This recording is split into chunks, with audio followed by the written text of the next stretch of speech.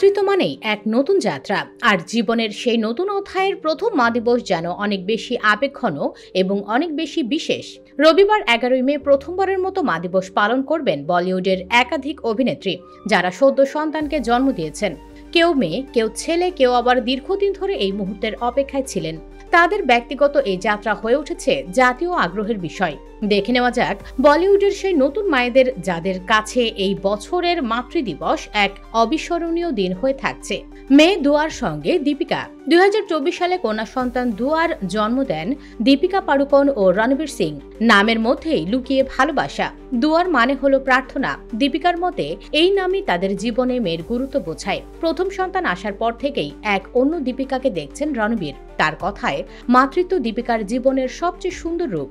ইভারাহকে নিয়ে আথিয়া। 2025 সালের মার্চ মাসে আথিয়া শেঠি ও KL রাহুলের জীবনে এসেছে কন্যা ইভারাহ। নামের অর্থ ঈশ্বরের উপহার। আথিয়ার বাবা সুনীল শেঠির মতে, নাতনিকে কোলে নেওয়ার পর আর কিছুই গুরুত্বপূর্ণ মনে হয়নি। আথিয়া এখন মাতৃত্বের একেবারে শুরুতেই। এই প্রথম মা দিবস 4 প্রজন্মের সঙ্গে কাটাবেন তিনি, তার মেয়ে, মা এবং ঠাকুমাকে নিয়ে। লারার সঙ্গে নাতাশা। 2024 সালের জুনে কন্যা সন্তান লারা এর মা হয়েছেন বরুণ ধবনের স্ত্রী নাতাশা দালাল। বরুণ বলেছেন, নাতাশা সত্যিকারের সুপারহিরো। মাতৃত্ব ওর মধ্যে এক নতুন শক্তি জাগিয়েছে। নাতাশা সাধারণত প্রচারের আড়ালে থাকেন, তবে এবার প্রথম মাতৃদিবসে তিনিও থাকবেন আলোচনার কেন্দ্রে। জুনেইরা এর সঙ্গে রিচা চাড্ডা। 2024 সালের জুনে মেয়ে জুনেইরার জন্ম দিয়েছেন রিচা চাড্ডা ও আলী ফজল। রিচা বলেছেন, এখন সবকিছু মেয়ের সময় অনুযায়ী চলে। ওই আমাদের বস। কঠিন মুহূর্ত এলেও রিচার বিশ্বাস, সব শক্তি নারীর মধ্যেই নিহিত। অভিনয়ের বাইরে বাস্তব জীবনের এই অনুভব তাকে আরো পরিণত করেছে।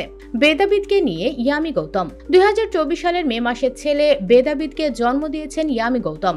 স্বামী আদিত্য ধরের সঙ্গে নতুন অধ্যায়ের শুরু হয়েছে তার। ইয়ামি বলেন, মাতৃত্ব ঈশ্বরের সেরা সৃষ্টি।